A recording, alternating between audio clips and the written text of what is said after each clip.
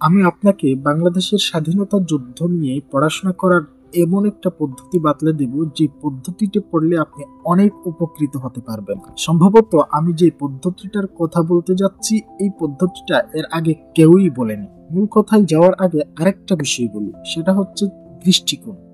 একটা ঘটনা ঘটলে সেই ঘটনার বর্ণনা দিতে যে দৃষ্টিকোণ থাকে, যেমন ধরো দর্শকের বর্ণনা একরকম হবে, যারা ঘটিয়েছে তাদের বর্ণনা আরেক রকম হবে, কিংবা যারা সেই ঘটনার মূল হোতা তাদের বর্ণনা আরেক রকম হবে। এটাই হচ্ছে দৃষ্টিকোণ। বাংলাদেশের স্বাধীনতা যুদ্ধের ইতিহাস আমি সূক্ষ্মভাবে পড়ে তিনটা দৃষ্টিকোণ বের করেছি। প্রথম দৃষ্টিকোণ হচ্ছে যারা আগে থেকে পাকিস্তানি বাহিনীর মধ্যে ছিল এবং বিদ্রোহ করেছে, যেমন ইস্ট বেঙ্গল রেজিমেন্টের সেনা সদস্যরা, তাদের লেখা ইতিহাসের বইগুলো এক দৃষ্টিকোণ থেকে।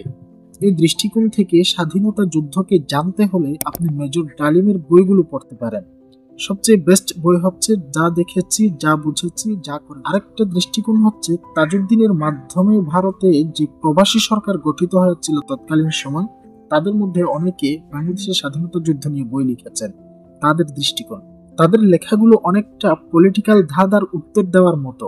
এই দৃষ্টিকোণ থেকে লেখা বইগুলো পড়লে আপনি তৎকালীন সময়ে বাংলাদেশের পলিটিক্যাল অবস্থা কেমন ছিল এটা খুব ভালোভাবে বুঝতে পারবেন, এবং এইভাবে লেখা বইগুলো অনেকটা রোমাঞ্চকর এবং অনেক মজাদার।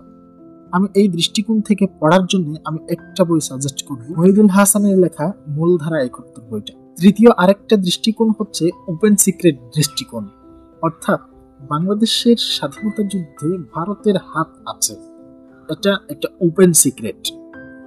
ভারতের যে গোয়েন্দা সংস্থা তাদেরও হাত আছে, এটা বর্তমানে ওপেন সিক্রেট।